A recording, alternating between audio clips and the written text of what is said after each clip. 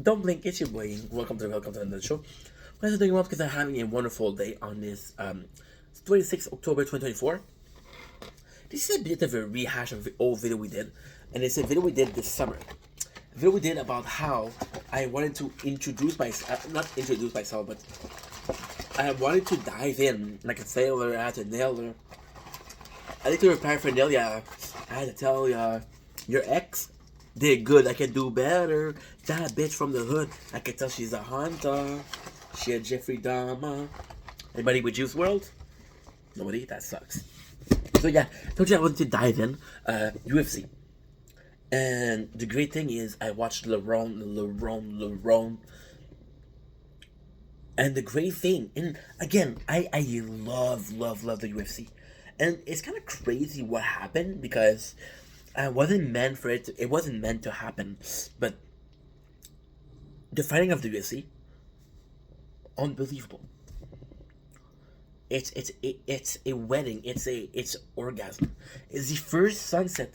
It's like opening your eyes and seeing your mom for the first time. And every single night. The UFC fighting is amazing. Now, I like the press conference, right? I like the way the fighters are talking their shit. Now, watching LeBron, it's a documentary of the fighters, and watching LeBron was more so. It was great. LeBron, who's LeBron? LeBron is a YouTube channel that presents UFC, the best of. For example, the best of George St. Pierre, the best of Tito Ortiz, the best of Rampage Jackson, the best of Kimbo Slice, the best of... I can go for days. The best of... what's his name? Fucking... Not... He went against Conor McGregor. Something Fraser. Conor McGregor. I can go for days. That's not what you're wanting for. So it shows the best of the fighter. It takes every single moment from their season of UFC, the next Ultimate Fighter, and to put it in perspective. So when you look at it, it's actually a documentary. And my greatest joy about watching the Rome, it was perfect. It was perfect. See, fuck. I feel bad saying this. I feel really bad saying this. I want to dive into the UFC. I want to dive in, okay?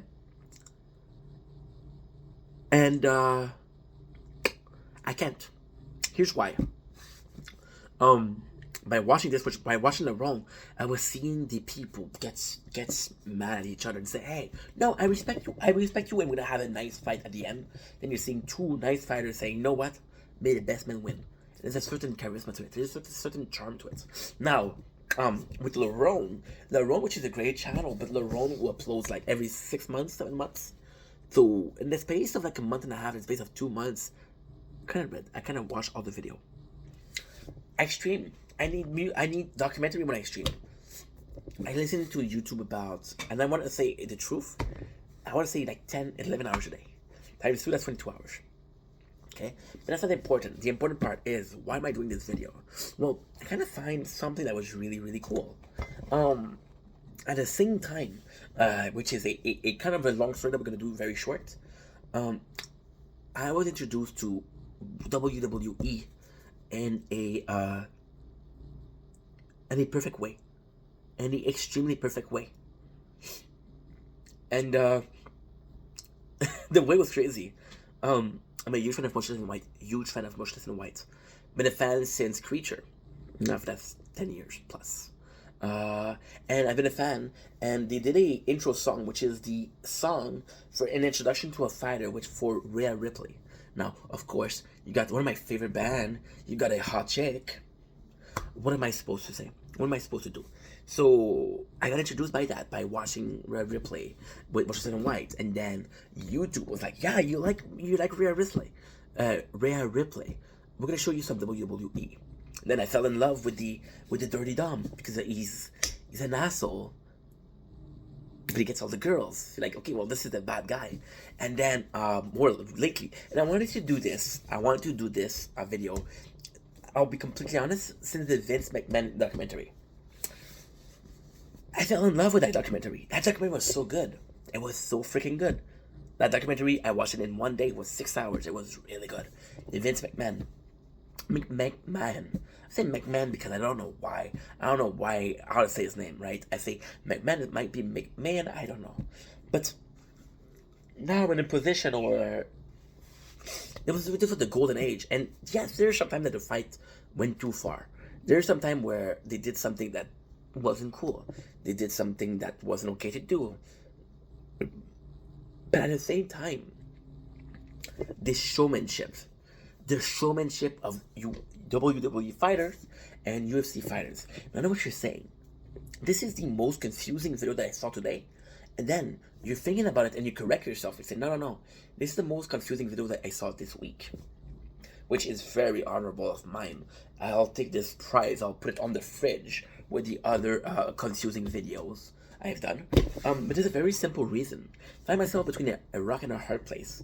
I find myself loving the show of WWE. Loving the show. Thinking this is some of the best writing I've seen. Thinking this is genius. Thinking fucking love this. Thinking I'm addicted to it. As I've been watching WWE recently a lot. More than I can talk about. The problem with the WWE is, well, for me, it's kind of, don't get me wrong, the story is interesting, but kind of boring, because most of what I watch, most of the content I watch, I'm a workhorse. I'm a work pony because I'm 5'4".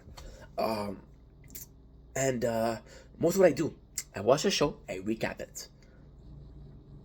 But with WWE, it's very hard because you don't know where to start, and you're binge watching something that are very interesting. You binge watching the bench matches. You binge watching the people favorites. And there's 40 years of content. So like, this match, I don't care about the fighters. I'm not gonna watch it. Then you realize that this match there was some information about another match. So I'm loving the showmanship of the WWE. And I'm adoring the fighting of the UFC. But I'm craving both. So the reason why we're doing this video today is very simple. I promise you guys to get more involved into WWE. I've did it. I promise you guys to be more involved in the UFC. But I've did it. But if I don't make content on it, what's the point? Now, am I saying that I shouldn't get on it because I cannot make content? No. Am I saying that you guys are probably expecting content and I'm not going to be able to do it? Yes. But I need to find, and I'm not saying there's never going to be content, but I'm saying that it's going to take me a while between finding the equal balance of, okay, well, this fight I really enjoyed, and another thing, which is the UFC. Because, see, I have this huge issue with WWE. Man, this is my fault. I knew that, but I love seeing those people perform. I love it. But if I'm seeing WWE, am I wanting to see a match? Am I wanting to see an entertainment? And the answer is, I want to see a match. Now I get to see UFC. I'm like, when I want to see a match, when I want to see entertainment, and I see a match. However, since Conor McGregor, who's the salesman of the UFC? Who sells tickets? Who is the face of the UFC? And I don't think he's at a fault. See, I'm Canadian. I'm Canadian, right? You guys know that. And we had a huge problem with sports lately. Not lately, but the last 10 years. So, let's go into a racial profiling, right? And say that Canadians love hockey. We love a boot and we love hockey. And the thing with hockey is that's true. We did like hockey. So while people from USA were playing basketball in their court, we were playing hockey in the court because there was ice in the parking lot. The problem with the hockey was 20 years ago, people were in for the team. One of the heroes of Montreal is Maurice Richard. And people are just talking about Maurice Richard and it's a hero. People are just talking about him and everybody loves him. There's a minority. I'm gonna say there's at least 80% of the population that love Maurice Richard. Love him because the reason why he did what he did, he was one of the best players in the world, and he played for Montreal. And the reason he played for Montreal wasn't for the cash, because it was his city. And one of the greatest rivalry that happened was Montreal versus the Nordic, which was Canadian, which were the Anglophone, versus the Francophone from Quebec. It was this huge rivalry. And now the thing that happened was some of those fighters, some of those players, those hockey players, right now, or playing for cash. They don't care what team you're playing. They don't care how you're scoring. It's a job. I get paid. I do score, I get paid. I don't get scored, I get paid. Understand? So now you're asking yourself, why are you talking about hockey when you talk about UFC and WWE? Well, technically, I just watched 2 weeks ago the Vince McMahon, and a lot of people I saw were old school wrestlers. I saw in the documentary, I saw Triple H, I saw Hulk Hogan, I saw John Cena, I saw The Rock, I saw the daughter of Vince McMahon, I saw Vince McMahon, and those people were together for a while. And WWE really felt like a family, really felt like a family. Does it really feel like that anymore? And you see Dana, and Dana is looked as this, oh, he's a fucking gambler, oh, he doesn't know what he's talking about. But if you look at the old season of the next UFC fighter, he really cared about those people. He really cares. There's this famous fucking scene, and I'm seeing the shorts almost every day of the same short, different accounts. And Rampage Jackson just had a fight. His eyes fucked up. He's on the table, dude. I swear to God. He's getting his I don't know how you call this, sew back together. And then I comes in and say, hey, that was a really nice match. And he said, did I make you proud, Dana? He said, you sure shit made me proud. And then Rampage said, did we win the fight of the night? And then I said, yes, he really cared about it. He said, can I fight in Japan? He said, well, can I fight this guy in Japan? And then Dana was able to talk to him. And it was really beautiful. And I know it's stupid, but it was really beautiful. And it was, I don't know about this guy, because this guy has a fight lately. I don't want to say fuck the manager, because I think managers are very important for a career. But the head of the UFC talking to fighter and having, not necessarily deal, but talking about, hey, would you like to fight then? I think that's missing from the sports. I think that's missing. And that sucks because, again, I'm going to be extremely selfish. I'm going to be extremely in my head.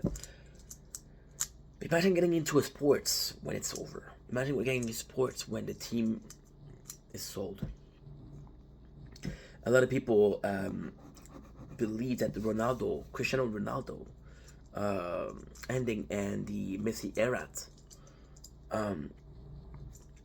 isn't what he wanted. He wanted to finish in Europa. You can even see that he's winning prizes, and he win prize, and he's like, I'd rather win prize versus people that I really do care about. See, the eternal question: who's better, Messi or Ronaldo? And then the funny part is, nobody knows who number one is. Everybody knows what's number 3, Neymar. And I really miss those times. I really miss people playing sport for the love of sports. And it's capitalistic, right? Capitalistic. See, and that's a whole other subject.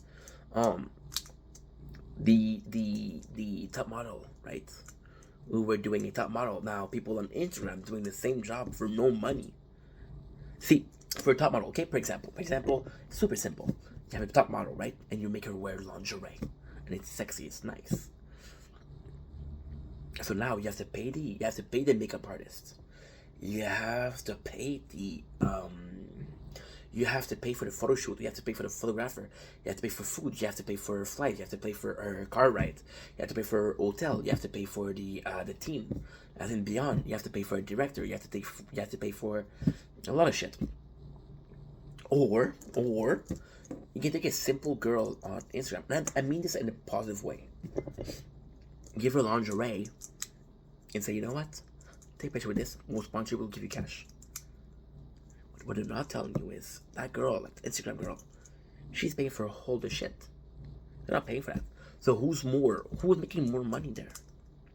And that's the thing. Money makes the world go round. Personally speaking, it's such a weird video. Personally speaking, I was working for this company for 7 years. and they were hiring me. And me and the boss became close because he hired me. He was like a father figure, you know. I love my father, but okay, let's call it an uncle. And I was telling him, how much did you pay the agency? Because I was an agency worker, so the agency would hire me. They would send me to a job. I would do the job. I would get paid, and I would get a cut. You know how crazy it was? I was getting paid, and that's not my boss' fault. I was getting paid $12.50. My boss was paying $24 an hour, but no insurance, no insurance, no insurance, no union, no need for better things. I was treated like family, but I was still an agency worker. It's just the fucking money, dude. You know? Eh? What are we gonna do? That's life, right? Anyway, enough with the chit chat. Fucking long video for no reason. Love you guys. Take it easy. Peace.